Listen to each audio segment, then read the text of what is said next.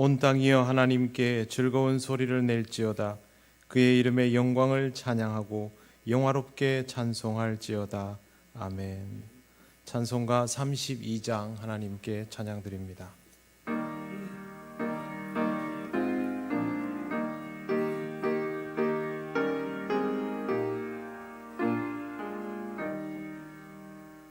만유의 주제 존귀하신 예수 사람이 되신 하나님 나 사모하여 영원히 섬길 내 영광 되신 주로다. 화려한 동산 무성한 저수목 다 아름답고 묘하나 순전한 예수 더 아름다워 봄 같은 기쁨 주시네. 광명한 해와 명랑한 저 달빛 수많은 별들 빛나니 주 예수 빛은 더 찬란하여 참 비교할 수 없도다. 아멘. 성시교독 72번입니다.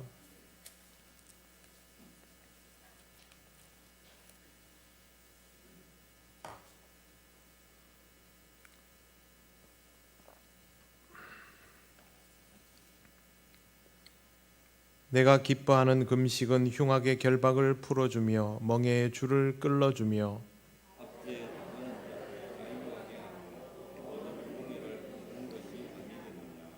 또 줄인 자에게 내 양식을 나누어 주며 유리하는 빈민을 집에 들이며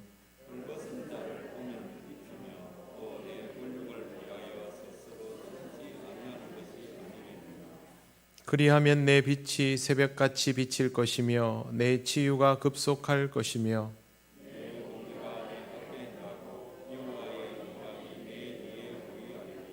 내가 부를 때에는 나 여호와가 응답하겠고 만일 내가 너희 중에서 멍에와 손가락질과 허망한 말을 제하여 버리고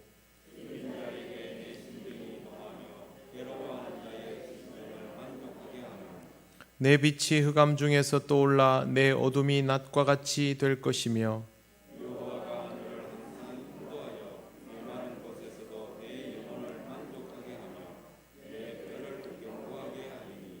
너는 물된 동산 같겠고 물이 끊어지지 아니하는 샘 같을 것이라.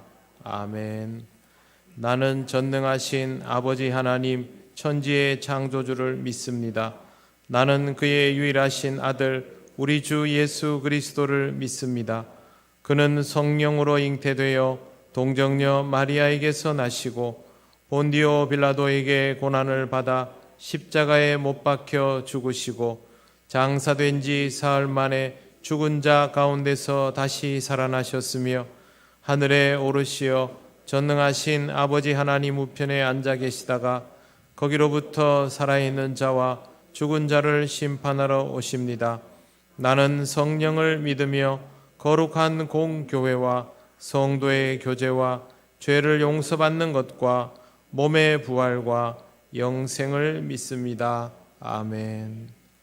찬송가 255장 하나님께 찬양드립니다.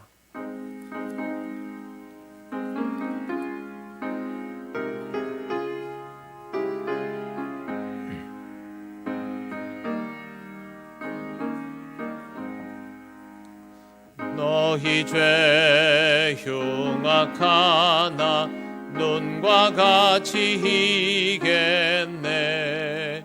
너희 죄 흉악하나 눈과 같이 희겠네.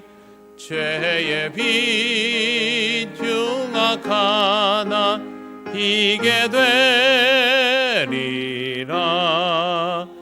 주홍빛 같은 내 죄, 주홍빛 같은 내 죄 눈과 같이 희겠네. 눈과 같이 희겠네. 악한 죄 벗으라고 주님 너를 부르네. 악한 죄 벗으라고 주님 너를 부르네. 하나님 크신 사랑 한이 없어라.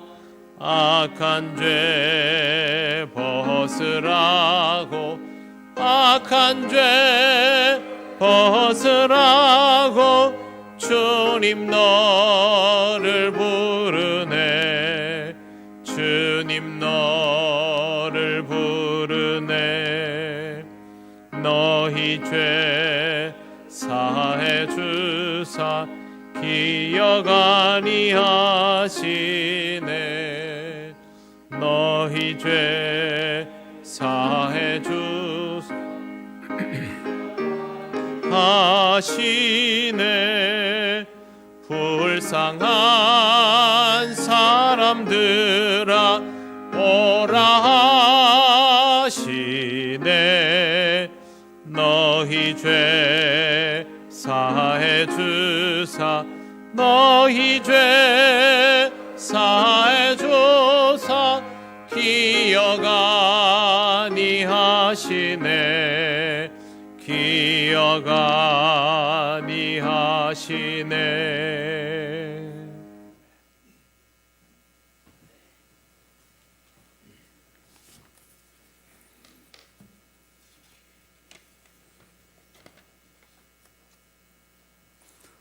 선한 목자 되셔서 저희들을 생명의 초장으로 인도하시고 영원한 생명의 물가로 인도하시는 하나님 아버지, 이 시간 주님 앞에 나와 엎드려 경배하오니 우리의 예배를 받아 주시옵소서.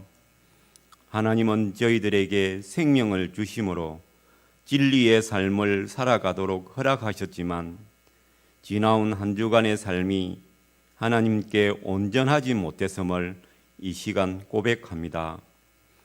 우리의 열심과 최선으로 하나님을 기쁘게 할 수 없사오니 이 시간 주님의 보혈로 저희를 씻기시고 회복하여 주셔서 주님 앞에 온전히 설 수 있도록 인도하여 주옵소서. 코로나로 인하여 온 나라가 너무나 힘들고 어려운 시간을 보내고 있습니다. 하나님의 사랑과 긍휼로 이 나라를 불쌍히 여겨 속히 종식되게 하셔서 이전의 평범한 일상으로 돌아갈 수 있도록 은혜를 더하여 주시옵소서. 코로나로 인해 애쓰고 수고하는 모든 분들을 기억하여 주시고 지치고 피곤한 몸에 새 힘을 주셔서 끝까지 싸워 승리하게 지켜 주시옵소서. 또한 코로나로 인하여 경제적인 어려움을 당하는 이들도 많이 있사오니 긍휼을 베풀어 주셔서 하나님의 사랑으로 일어설 수 있도록 그들의 앞길을 인도하여 주시고 이번 일로 인하여 믿음을 잃거나 상심하지 않도록 주께서 친히 그들을 위로하시고 격려하여 주시옵소서. 그리하여 다시 일어나 주님께 영광 돌리는 삶이 되기를 소망합니다. 저희 성도들 중에서도 육신의 질병으로 병원에 입원 중이거나 치료받고 있는 한우들을 주께서 긍휼히 여겨 주셔서 속기 개차하는 은혜를 허락하여 주셔서 추석 명절을 건강하게 보낼 수 있게 도와 주시옵소서. 특별히 정영숙 집사님을 기억하사 주의 은혜를 입게 하사 개차하여 어린 자녀들을 품에 안을 수 있게 역사하여 주시기를 간구합니다. 추석 명절을 맞이하여 기쁨이 가득해야 할 터인데 코로나로 인하여 걱정들이 많습니다.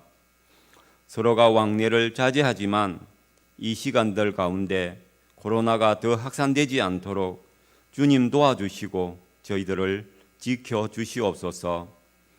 말씀을 들고 단위에 서시는 목사님을 주의 능력의 장중에 붙들어 주시고 오직 온전한 마음으로 주의 말씀을 선포하게 하옵소서. 말씀을 전하는 자나 듣는 자 모두가 말씀의 은혜를 받는 귀한 시간이 되게 하시며 온전하고 하나된 마음으로 이 시간 예배하는 우리들이 되게 하옵소서. 예배의 모든 시간과 순서 가운데 주님께서 함께하여 주시고 홀로 영광을 받아 주옵소서. 감사를 드리며 우리의 구주 되시는 예수님의 이름으로 기도를 드립니다. 아멘.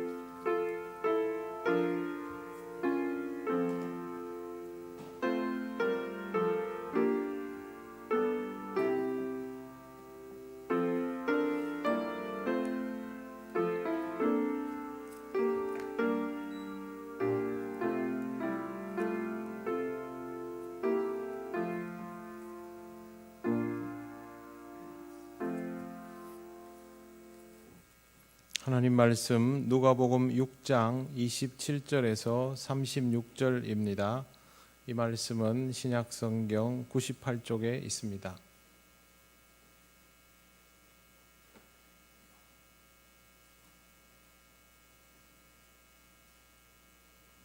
누가복음 6장 27절에서 36절 말씀을 봉독합니다. 그러나 너희 듣는 자에게 내가 이르노니 너희 원수를 사랑하며 너희를 미워하는 자를 선대하며 너희를 저주하는 자를 위하여 축복하며 너희를 모욕하는 자를 위하여 기도하라. 너의 입뺨을 치는 자에게 젖뺨도 돌려대며 내 겉옷을 빼앗는 자에게 속옷도 거절하지 말라. 내게 구하는 자에게 주며 내 것을 가져가는 자에게 다시 달라 하지 말며 남에게 대접을 받고자 하는 대로 너희도 남을 대접하라. 너희가 만일 너희를 사랑하는 자만을 사랑하면 칭찬받을 것이 무엇이냐? 죄인들도 사랑하는 자는 사랑하느니라. 너희가 만일 선대하는 자만을 선대하면 칭찬받을 것이 무엇이냐? 죄인들도 이렇게 하느니라. 너희가 받기를 바라고 사람들에게 구워주면 칭찬받을 것이 무엇이냐? 죄인들도 그만큼 받고자 하여 죄인에게 구워주느니라. 오직 너희는 원수를 사랑하고 선대하며 아무것도 바라지 말고 구워주라.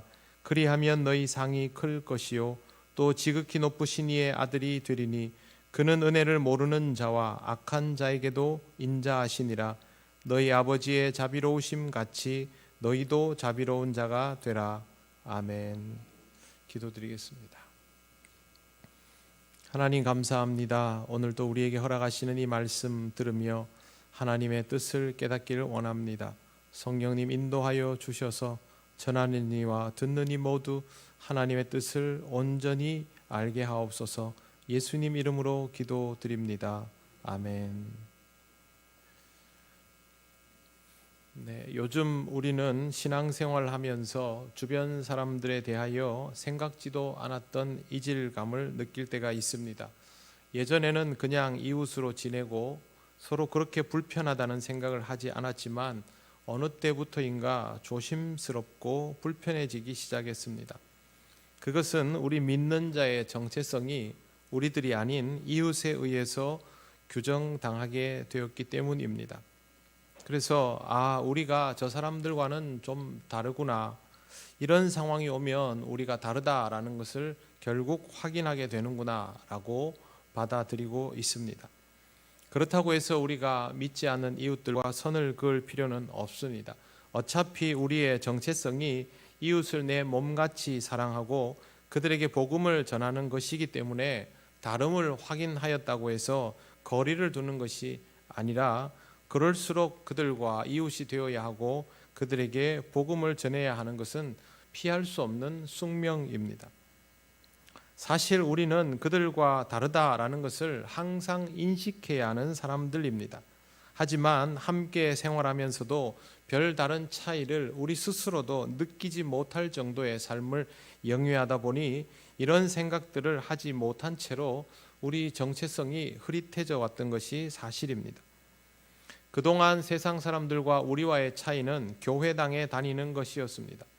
문제는 우리가 교회를 다니기는 하는데 교회 다니는 것에 삶의 비중을 두지 않고 있다 보니 교회를 다닌다라고는 하지만 이웃들과는 별로 다를 바 없는, 때로는 그들보다 못한 사람의 모습이었을 때가 많았던 것이죠. 그래서 그들은 점점 우리에 대하여 의구심을 가지고 그들의 기준을 말하고 요구하기 시작했습니다. 이제는 교회당에 나오는 것에 대하여서도 우리가 가지고 있는 기준보다 그들이 제시하는 기준이 우선적이게 되고 있습니다. 신앙이 생각보다 견고하지 않았다라는 것을 뒤늦게 알아버린 우리는 이런 시선을 불편해하거나 힘들어하면서 움츠러들었고 복음을 전하기는커녕 어쩔 줄 몰라 하는 우리 모습을 발견하게 되었습니다. 하나님을 믿지 않는 사람들이 신앙에 대하여 내리는 판단이 다 맞을 리도 없고 옳을 리도 없습니다. 그럼에도 불구하고 우리는 그들의 말을 결코 가볍게 여길 수 없는 입장에 놓여 있습니다. 무엇이 옳은지 그른지를 자신 있게 말할 수 있는 도덕적인 신뢰를 이 사회 속에서 가지지 못하고 있기 때문입니다. 적어도 요즘 그들에게 우리는 그들보다 별로 나을 게 없는 사람들입니다. 어쩌면 그들이 우리를 더 못하다라고 여길 수도 있습니다. 지금 하나님을 믿지 않는 사람들은 우리에게 그들과 동일한 기준으로 살아갈 것을 요구하고 있습니다. 차라리 정부나 행정기관은 교회의 지도자들과 실무적인 의논을 하면서 방역 수칙을 잘 지켜달라고 하고 또 방역을 하러 도와주고 잘 지키는 교회들에게는 격려를 아끼지 않지만 우리 이웃의 시선은 그렇지 않습니다. 간단하게 이렇게 말합니다. 그냥 예배 좀 드리지 말지요. 그게 우리가 제일 많이 듣는 표현입니다. 우리는 어떤 식으로든 하나님을 만나야 하고 그 중에 가장 기본적이고 쉽고 확실한 방법이 예배인 것을 잘 알고 있습니다. 막상 이 시대의 뚜껑을 열어보니 한국 교회의 영적인 내구성이 그리 튼튼하지 않다는 것을 알고 있는데도 불구하고 예배를 쉬라고 하니까 참 난감하기 짝이 없는 상황입니다. 보호가 꼭 필요한 가족을 둔 사람들이 있습니다. 아주 갓난 아기나 아니면 장애를 가진 사람이 식구이거나 또 연로하시고 병이 있는 사람이 있거나 그러면 그 가족들은 그런 사람을 혼자 내버려 두지를 못하죠. 누가 돌보더라도 돌봅니다. 그런데 이웃이 보기에 그냥 혼자 있게 잠시 내버려 두지요. 별일 없을 텐데 라고 하면 가족이 아이고 그렇겠네요 이러고 그냥 내버려 두겠습니까? 그렇게 못합니다. 가족 자기들이 느끼는 그렇게 할 수밖에 없는 상황 속에 놓여 있으면 옆에서 뭐라고 말해도 본인들이 알아서 챙겨야 하는 것이죠. 지금 우리 처지가 딱 그렇습니다.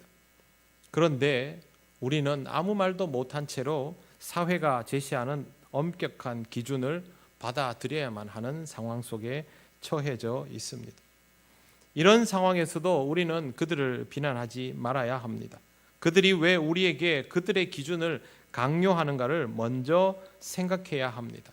이렇게 하게 된 출발점은 좀 전에 말씀드린 것처럼 우리가 그들과 다를 바 없다는 것이 근거입니다. 오늘 우리가 읽은 말씀은 기독교인들이 모르는 이가 없는 내용들입니다. 그럼에도 불구하고 교회에서 좀처럼 다루어지지 않는 내용들입니다. 부담스럽기 때문이죠. 원수를 사랑하고 미워하는 자를 선대하고 저주하는 자는 축복하고 모욕하는 자를 위해서 기도하라. 그냥 이렇게 한 구절로 딱 압축해 놓고 읽고 통과해 버리면 참 편합니다만 내용을 들추어내 보면 전혀 편안하지 않은 내용들입니다. 원수는 어떤 사람들입니까? 원수는요, 나를 죽이려 하는 사람입니다. 원수와 함께 있으면 내가 저 사람을 죽이지 않으면 저 사람이 나를 죽인다는 것을 알고 있는 상대들이죠. 결국 원수와 함께 있으면 저 사람을 내가 죽여야 하는 입장입니다. 그런데 예수님은 이런 사람을 사랑하라고 말씀하십니다. 미워하는 자는 나를 항상 괴롭게 하는 사람이죠. 못 살게 굽니다. 거리를 두는 게 상책입니다. 그런데 예수님은 그에게 잘 해주라고 하십니다. 저주하는 사람은요, 내가 잘못되기를 바랄 뿐만 아니라 기도하는 사람입니다. 하나님이 물론 그 기도를 들어주실 리는 없지만 그렇게 하고 있다는 것 자체로 기분이 나쁠 수밖에 없습니다. 여러분, 누군가가 내가 잘못되기를 바라고 있다, 그걸 내가 알았다, 기분이 어떻겠습니까? 정말 불쾌하기 짝이 없습니다. 그런데 예수님은 이런 사람을 축복하라고 하십니다. 누가 와가지고 나는 너가 망했으면 좋겠어, 너가 실패했으면 좋겠어 그러는데 거기다가 대놓고 그래도 나는 내가 잘 되면 좋겠어, 너는 하나님께 복을 받으면 좋겠어, 이렇게 말해주라는 것이 예수님의 가르침입니다. 모욕감을 주는 사람은 꼴도 보기 싫은 사람이죠. 이런 사람을 위해서 기도해 주라고 예수님이 말씀하십니다. 성경에 그렇게 써져 있으니까 그냥 그러려니 하고 넘기면 그만이지만, 만약 예수님께서 우리를 딱 마주보고 앉아가지고 눈을 보면서 이거를 지켜라 그러면, 너는 꼭 이렇게 해야 된다라고 말하면 이 말을 듣는 것만으로도 스트레스를 받을 겁니다. 오히려 이것 때문에 화가 치밀어 오를 수가 있죠. 신앙생활을 잘 하고 싶기는 하지만 이걸 하면서 신앙생활을 해야 된다라고 하면 신앙생활 하는 것 자체가 병이 될 수도 있습니다. 특히 우리나라 사람은 이런 걸로 병이 잘 나는 체질입니다. 미국 정신건강의학 분야에서 한국 사람에게만 있는 유형이라고 규정해 놓은 병이 있습니다. 그게 뭐냐면 화병입니다. 영어로도 화병입니다. 한국 사람에게만 보이는 유형. 어렵고 힘든 시대를 살아오면서 서로 상처를 많이 주고받으며 살다 보니 이러한 일들이 습관화되고 체질화되어서 이런 유형을 드러내 보이는 것이죠. 예수님의 말씀을 우리가 신앙적으로 준비되지 않은 상태로 실천하면 100% 화병 납니다. 그런데 예수님은 이걸 더 구체적으로 말씀하여 주십니다. 어떤 내용을 누군가에게 개념을 설명해 주고 더 구체적으로 얘기하면 그건요, 지켜라 하는 말입니다. 방법을 알려줄 테니까 꼭 이대로 해라 이 뜻인데, 예수님이 그 말씀을 이렇게 하십니다. 뺨을 때리면 반대쪽도 내줘라. 겉옷을 빼앗기면 속옷도 내줘라. 너의 것을 가져가는 자에게 돌려달라고는 말하지 말고 대접을 받고자 하는 대로 그 사람을 대접해라. 들으면 더 스트레스 받을 수 있는 내용입니다. 참는 것으로 할 수 있는 일이 전혀 아닙니다. 어떻게 하면 이렇게 할 수 있을까요? 우리가 예수님으로부터 들은 이 내용은 참아서 할 수 있는 일이 아니라 신앙적이어야만 할 수 있는 일입니다. 32절부터 34절 말씀을 제가 읽을 테니까 여러분 눈으로 한번 같이 따라 읽으시면 되겠습니다. 너희가 만일 사랑하는 자만을 사랑하면 칭찬받을 것이 무엇이냐? 죄인들도 사랑하는 자는 사랑하느니라. 너희가 만일 선대하는 자만을 선대하면 칭찬받을 것이 무엇이냐? 죄인들도 이렇게 하느니라. 너희가 받기를 바라고 사람들에게 구워주면 칭찬받을 것이 무엇이냐? 죄인들도 그만큼 받고자 하여 죄인에게 구워주느니라. 예수님이 여기에서 반복적으로 사용하는 표현이 있습니다. 그게 뭐냐면 칭찬받을 것이 무엇이냐? 그 다음에 죄인들도 그렇게 하느니라 입니다. 죄인들도 하는 것을 하고 있으면서 죄인이 아닌 것처럼 하지 말라는 겁니다. 믿지 않는 자들이 하고 있는 그 행동을 그대로 하고 있으면서 믿는 자인 채 하지 말라 하는 것입니다. 사랑스러운 사람을 사랑하는 것은 죄인들도 하는 행동, 잘해주는 사람에게 잘해주는 것도 죄인들이 하는 행동, 받기를 바라고 주는 것도 죄인들이 하는 행동. 근데 이건요, 세상 사람들이 하는 당연한 행동들입니다. 그래도 이 정도만 하면 양식 있는 사람이죠, 세상에서는. 근데 예수님은 이것을 죄인의 특징이라고 말씀하십니다. 여기에서 죄인은 하나님을 믿지 않는 사람들입니다. 하나님을 믿지 않으니 기준이 하나님께 있지 않고 사람에게 맞추어져 있습니다. 그러면 하나님께 맞을 수가 없고 결국 죄인인 것입니다. 우리가 하나님의 기준이 아니라 사람의 기준에 맞추어서 머무르게 되면 우리도 죄인일 수밖에 없습니다. 입으로는 하나님을 믿는다고 하지만 실제로는 하나님을 믿지 않기에 하는 행동들을 그대로 하니까 하나님을 믿지 않는 사람이 되어버리는 것입니다. 신앙적이다라고 하는 것은 이렇게 하지 않는 것인데 거기에는 뚜렷한 차이가 있습니다. 첫째는 상대방이 어떻게 하는지에 상관없이 자신이 해야 할 일을 하는 것이 신앙적인 것입니다. 죄인의 선은 상대적인 것, 일시적인 것, 상황에 따른 것이죠. 상대방이 어떻게 하느냐에 따라, 상황이 어떤가에 따라서 내가 이것을 할 수도 있고 안 할 수도 있는 거죠. 내 마음입니다. 내가 기준이죠. 그러나 믿음의 사람이 가지는 선은 그런 게 아닙니다. 절대적인 기준이 있습니다. 상황에 구애받지 않습니다. 상대방이 어떻게 하느냐에 따라서 영향을 받지 않습니다. 그냥 나는 그렇게 해야 되는 거예요. 상대방이 나한테 잘해주건 잘 못하건, 상황이 지금 나한테 유리하건 불리하건 하나님을 믿는 자는 그렇게 해야 하는 겁니다. 왜? 기준이 나한테 있는 것이 아니라 하나님께 있기 때문에 그렇습니다. 기준이 나한테 있으면 잘하다가 못하다가 좋았다가 나빴다가 이렇게 되죠. 기복이 심합니다. 신앙의 기복이 심한 것은 기준이 나한테 있어서 그렇습니다. 기준이 하나님께 있으면 기복이 심할 수가 없습니다. 어떻게 하든지 똑같은 방식으로 살아가기 때문에 코로나19가 오건 안 오건 신앙생활이 그대로인 것이죠. 주변 사람들이 나에게 호의적이건 아니건 내가 가던 길은 그대로인 것이죠. 그래서 이런 사람은 지속성 있는 신앙을 가지고 살아갈 수 있는 것입니다. 그때그때 달라지는 것과 어떤 상황에도 변함이 없는 것은 차원이 다릅니다. 한국 교회가 언론인들의 좋은 소재가 되어서 연일 매스컴을 타지만 그래도 이 나라 교회 중에 대다수는 그들과 함께 대적하기보다는 이런 상황 속에서 우리의 본질을 확인하고 그걸 회복하려 하는데 힘을 모으고 있습니다. 그들이 두려워서가 아닙니다. 우리 자신을 지키지 못하는 것이 더 두렵기 때문에 그렇습니다. 그들의 말을 무시하지 않고 존중하지만 우리의 기준은 사실 그들에게 맞추어진 것이 아니라 하나님께 맞추어져 있기 때문에 이럴 때 그 기준을 회복하려고 애를 쓰는 겁니다. 하나님이 내 안에 계시면 우리는 기준을 소유하고 있는 사람들입니다. 그렇기 때문에 다른 사람들이 나에게 어떻게 하느냐가 기준이 되지 않는 것이죠. 만약 지금까지 이렇게 하지 못했다면 지금 우리는 그냥 다른 사람들에게 해를 끼치지 않으면서 그들을 불편하게 하지 않으면서도 우리 자신을 지킬 수 있는 기준이 이미 하나님으로부터 주어진 기준이 있다라는 것을 지금부터 확인하면 되는 것이죠.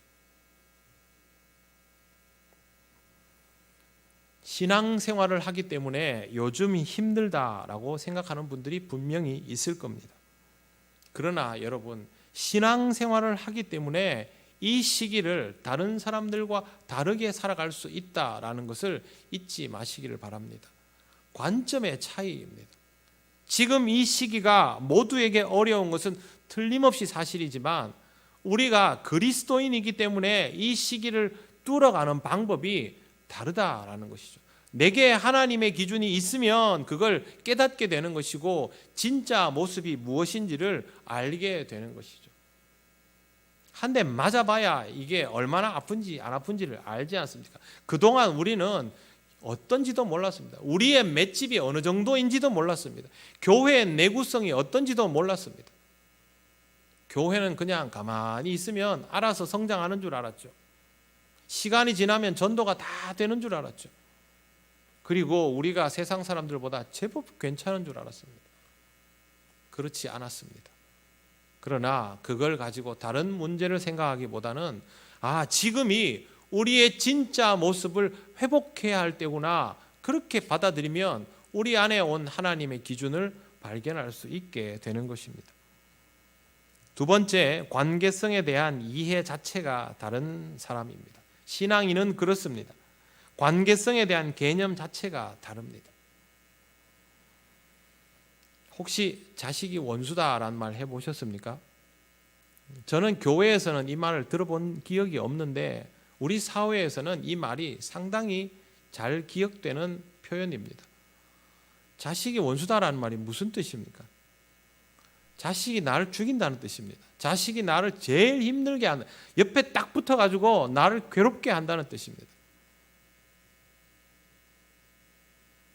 그런데 부모는 어떻습니까? 그 원수 같은 자식을 위해서 자기를 희생합니다. 그걸 마다하지를 않습니다. 말은 원수 같은 놈 이렇게 말하면서도 자식을 위해서 다 해줍니다. 이제 명절 되면 이번에 또 뭐 좀 자제하라 그러지만 또 올 사람 오고 갈 사람 갈 텐데요.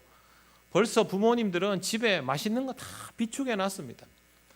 건강도 더 안 좋은데 어른들이 그냥 먼저 좋은 거 다 드시면 되잖아요. 절대 그렇게 안 합니다. 평소에는 잘 먹지도 못할 것들 비축해 놓고 말도 지독하게도 안 듣는 자식 먹일 거라고 그러고 기다리고 있는 거죠. 그게 원수를 대하는 방법이죠. 부부간에도 마찬가지입니다. 맨날 싸우고 꼴 보기 싫다고 투닥투닥거리면서도 챙길 때 보면 서로를 챙깁니다. 사랑하기 때문에. 원수라는 단어가 중요한 게 아닙니다. 나를 괴롭게 한다 아니다 중요한 게 아닙니다. 내가 그 사람을 사랑하느냐, 내가 그 사람을 나와 연결된 사람이라고 느끼느냐, 그게 기준이 있는 것이죠. 우리는 항상 기준을 저 사람이 나한테 어떻게 하느냐에 맞추다 보니까 적과 동지가 나오고 아군과 적군이 나오는 거죠. 그러나 예수님이 말씀하신 개념은 그게 아닙니다. 사람을 나에게 어떤 존재로 느끼느냐에 따라서 모든 것이 달라질 수 있다라고 하신 것이고, 우리가 그 힌트를 어디서 받느냐면 가족에게서 찾는 겁니다. 가족이 나를 괴롭게 해도 내가 그 가족을 포기하지 못하는 것처럼 관계성이 형성이 되면 어떤 상황에도 이와 같은 일을 할 수 있게 된다라는 것이죠. 결국 예수님은 신앙이라는 것이 우리의 관계성에 대한 이해 자체를 바꾸는 사건이다라고 가르쳐 주시는 것입니다. 관계성에 대한 개념이 바뀌면 모든 것이 달라집니다. 인생 자체가 바뀌게 되는 것입니다. 죄인과는 확연히 다른 삶은 이런 것이고, 하나님이 우리에게 제시한 기준은 바로 이런 것입니다. 세상 사람들은 뭐가 서로 엮여야 관계성이 있다 하지만 하나님께서 우리에게 제시하는 기준은 그거 아닙니다. 왜 우리에게 땅끝까지 이르러 증인이 되라 하십니까? 왜 복음을 전하라 하십니까? 남인데. 그게 아니라고 말씀하여 주시는 것이죠. 예수님 시절에도 바리새인과 서기관들은 이런 개념을 당연히 가지지 않았죠. 그래서 세리와 죄인들을 자기들과 확실히 구별지어 놓고 남이라고 생각했습니다. 그들은 성전에 잘 오지도 못하고 와도 고개도 못 들고 있는 사람인데 반해서 본인들은 그렇지 않은 사람들이죠. 우리는 다르다. 그런데 예수님이 그들에게 죄인들도 너희 정도는 다 한다. 그거 가지고 구별할 거 없다라고 말씀하여 주신 것입니다. 우리는 세상의 기준에 취해서 살아가면 안 되는 사람들입니다. 그런데 이제 그리스도인이라 하는 우리들이 세상의 기준에 취해서 살아간 지 오래되었습니다. 주님의 가치보다는 세상의 이념들을 더 중요하게 여기다 보니 성경 말씀보다는 다른 데 관심이 많지요. 부동산 시세가 어떻고, 주식이 어떻고, 국제 경제가 어떻고, 정치 이념이 어떻고. 여러분, 우리에게 정말 중요한 건 그게 아닙니다. 그것도 당연히 중요하죠. 현실이니까. 그러나 그런 모든 것들도 하나님의 말씀에 기반해서 판단해야 되는데 이게 뒤집어져 버리는 것이죠. 그러면 하나님이 우리에게 아무리 좋은 기준을 제시해 주셔도 달라지지 않습니다. 상처를 받아도 그 사람한테 상처를 주지 말라고 예수님이 아무리 말씀하셔도 못 고칩니다. 그런 식이면. 상처나면 딱지 생기죠. 그럼 어떻게 해야 됩니까? 손대면 안 되죠. 이 딱지가 새살이 날 때까지 보호해 주지 않습니까? 그런데 사람들은 그렇게 하지 않습니다. 매일 이 딱지를 뜯어냅니다. 봐라, 또 피가 나네, 또 고름이 나네. 그 사람이 나를 이래가지고 내가 이게 낫지가 않네. 뜯으니까 안 낫죠. 신앙인은 뜯지 않는 사람입니다. 다른 기준을 가져야죠. 세상적인 기준을 가지고는 절대 달라질 수 없습니다. 왜 이 어려운 시대에, 영적 시대에 신앙적 관심에 불은 지피지 않고 세상 사람들하고 똑같은 관점으로 세상을 자꾸 바라보려고 합니까? 그러면 아무리 나아지려고 해도 우리는 나아질 것이 없고, 우리가 아무리 최선을 다해도 그건 세상 사람들이 보기에 겨우 우리와 똑같은 수준에 지나지 않습니다. 주님은 이 세상에 오셔도 누구와도 똑같지 않았습니다. 이 세상에 와서 누구와도 간격을 두지 않으셨습니다. 우리가 상상하는 어떤 간격보다 더 큰 간격을 메우시고 이 땅에 친히 오셔서 십자가를 지시고 은혜도 모르고 악한 우리에게 자비를 베풀어 구원을 허락하셨습니다. 주님이 이렇게 하실 수 있었던 이유는 딱 한 가지입니다. 이 세상에 오셔서 우리와 똑같은 육체를 가지고 있지만 이 세상의 기준이 아닌 하나님의 기준으로 사셨기 때문입니다. 그래서 누구와도 달랐던 것이죠. 남이 없는 분, 바로 주님입니다. 주님을 닮았다면 우리도 이 세상에서 남이 없는 인생을 살아야 하는 것이죠. 쉽습니까? 절대 쉽지 않습니다. 거의 불가능에 가깝습니다. 그러나 그렇다고 해서 우리가 이 땅에서 가져야 할 가장 고귀한 기준 자체를 버려버리면 시간이 지나면 지금처럼 잊고 사는 사람들이 되는 것이고, 그러면 결국 요즘처럼 너네 우리보다 하나도 나을 거 없잖아, 너네 우리보다 더 못하네 라는 소리를 들을 수밖에 없는 것입니다. 사랑하는 성도 여러분, 예수님 믿고 구원받은 우리는 더 이상 죄인이 아닙니다. 의롭다고 칭함을 받은 사람들입니다.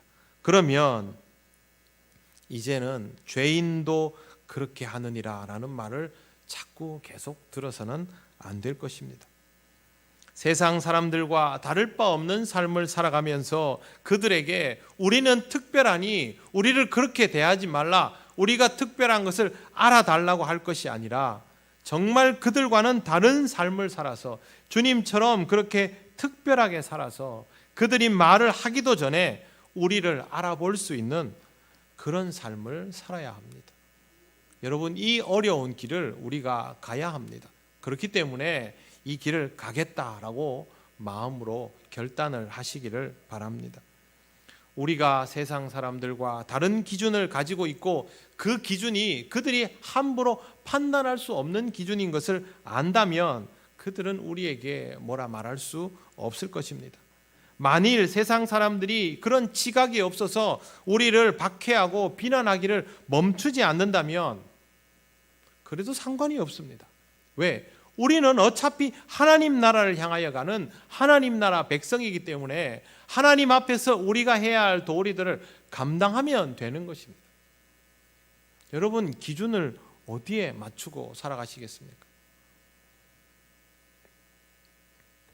예수님의 어떤 박해의 상황에서도 변함없이 원수를 사랑하고 이웃을 사랑하신 것처럼, 그러면서도 하실 말씀 다 하시고 끝까지 복음을 전하시며 성전까지 청결하게 하신 것처럼 우리는 우리답게 살아가고 우리의 길을 가면 되는 것입니다. 어차피 세상에서 인정받는 것이 최종 목적이 아니니까 상관이 없습니다. 지금은 잠시 어려울 때입니다. 이 덕분에 우리는 그들과 똑같을 수 없다는 사실을 다시 알게 되었고, 그러면 이제부터는 말로 그들과 다르다라는 주장을 할 것이 아니라 예수님처럼 그렇게 살아가면서 하나님의 자비로우심을 이 땅에 드러내는 사람이 되어야 합니다. 오늘은 주일, 일요일이죠. 일요일이 왜 휴일이 되었을까요? 로마 제국 아래에서 믿는 자가 급격히 늘어났기 때문입니다.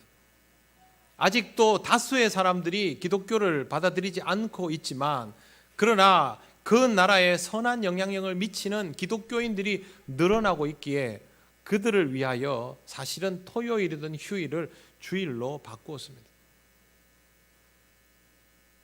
왜 유럽 여러 국가의 찬송은 그 나라 국가로 사용이 되는 것일까요?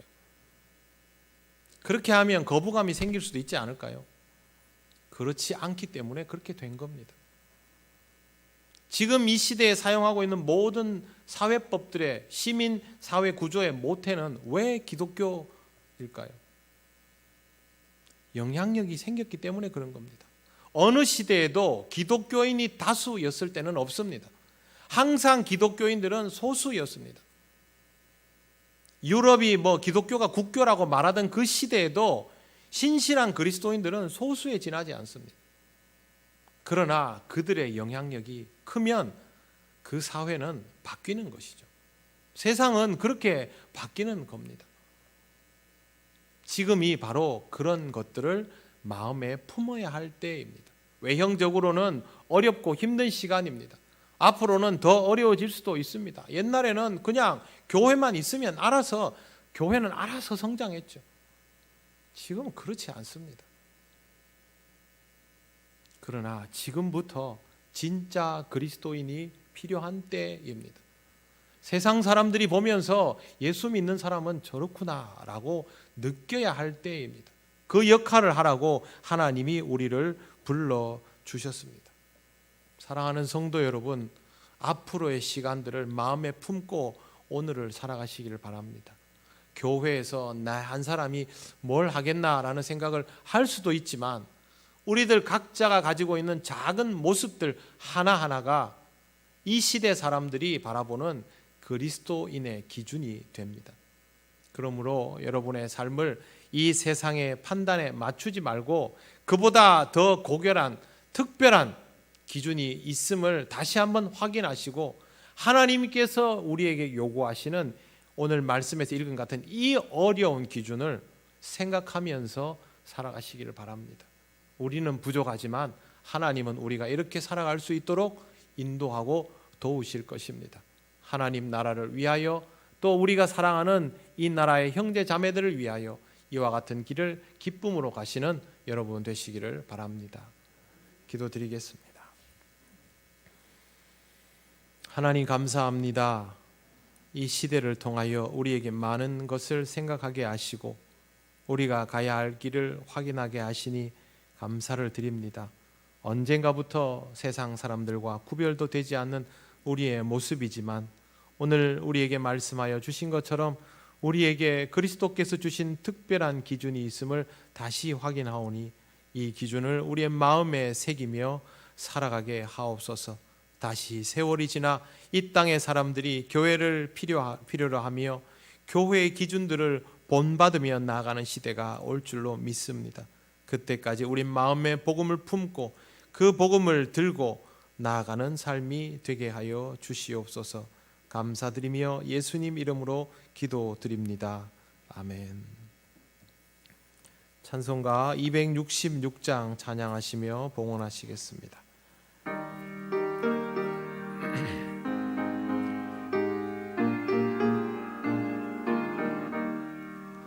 주의 피로 이룬 샘물 참 깊고 넓도다. 구원하는 그 신능력 다 찬송할지라. 찬송하세 주의 보혈 그 샘에 지금 나가. 죄에 깊이 빠진 이 몸 그 피로 씻어 밝히네. 죄악 세상 이김으로 거룩한 길 가는 나의 마음 성전 삼고 주께서 계시네. 찬송하세 주의 보혈 그 샘에 지금 나가 죄에 깊이 빠진 이 몸 그 피로 씻어 맑히네. 주 예수를 깊이 아는 놀라운 은혜 하늘나라 즐거움에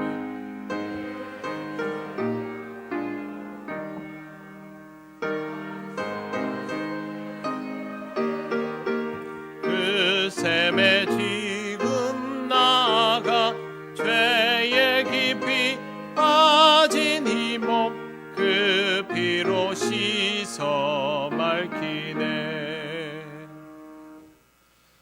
하나님 감사합니다. 오늘도 하나님 앞에 기쁨과 감사의 예물을 드립니다. 우리의 삶의 모든 내용들 속에 하나님의 사랑과 은총이 있음을 의심하지 않게 하시고 하나님 주신 것 귀히 여기며 살아갈 수 있는 한 주간이 되도록 역사하여 주시옵소서.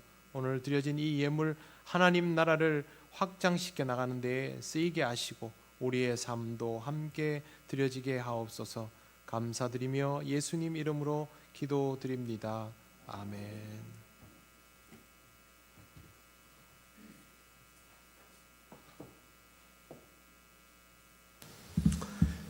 예배에 나오신 모든 분들을 환영합니다. 전교인 새벽 헌신 예배가 10월 1일 목요일 새벽 5시 30분 제1교육관에서 있습니다. 오는 주일은 10월 4일은 만국 성례 주일로 지킵니다. 안내입니다. 추석 명절 감사 예배 순서지가 필경대에 준비되어 있습니다. 그리고 입원 중인 한우들을 위해서 기도해 주시기 바랍니다. 그리고 이양현 집사님, 김미란 집사님 가정이 해모로 오션힐 104동 1602호로 이사하셨습니다. 9월에 함께 나눌 기도 제목입니다. 코로나19 방역에 만전을 기하게 하시고 서로를 배려하여 함께 위기를 극복하는 사회가 되게 하소서. 두 번째, 하나님이 허락하신 새로운 계절을 통해 지쳤던 몸과 마음이 회복되게 하시고 더 견고한 신앙이 되게 하소서. 세 번째, 우리 통영교회 모든 가정이 하나님의 은혜로 평안하게 하소서. 그리고 좋은 습관 가지기 캠페인이 있습니다. 첫 번째, 가정예배, 가족 기도를 회복합시다. 그리고 두 번째는 매일 30분 말씀, 10분 기도 꼭 하도록 합시다. 그리고 9월에는 책 한 권을 꼭 읽도록 합시다. 추천 도서는 하나님의 인생 레슨 왕의 재정입니다. 이상입니다.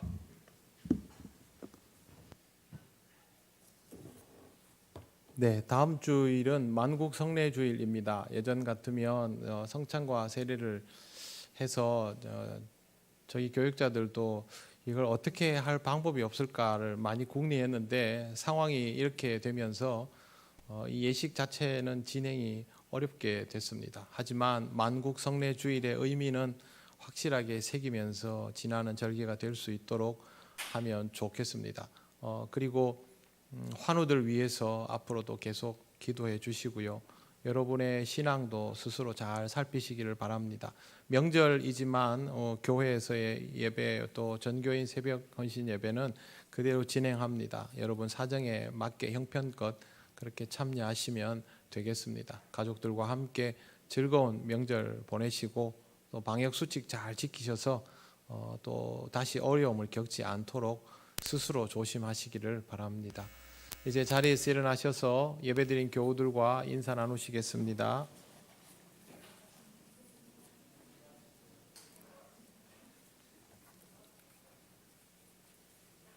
찬송가 635장 주기도문 찬양 드립니다.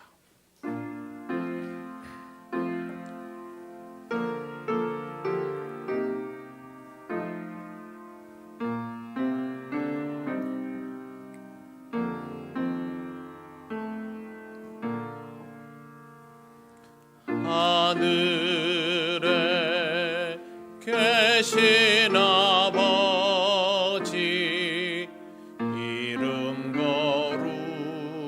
거룩하사 주님 나라 임하시고 뜻이 이루어지이다. 일용할 양식 주시고 우리들의 큰 죄 다 용서하옵시고 또 시험에 들게 마시고 악에서 구원하소서. 대개 주의 나라 주의 권세 주의 영광 영원히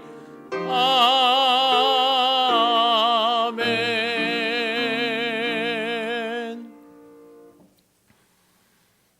우리 주 예수 그리스도의 크신 은혜와 하나님 아버지의 놀라우신 사랑과 성령님의 교통하시고 인도하여 주심이 하나님께서 허락하신 기준을 가지고 이 세상 사람들을 살릴 뿐만 아니라 이 시대와 이 나라를 지켜나가기를 원하는 이 시간 예배하는 모든 권속들 위해 영원토록 함께 하시기를 간절히 축원하옵나이다. 아멘.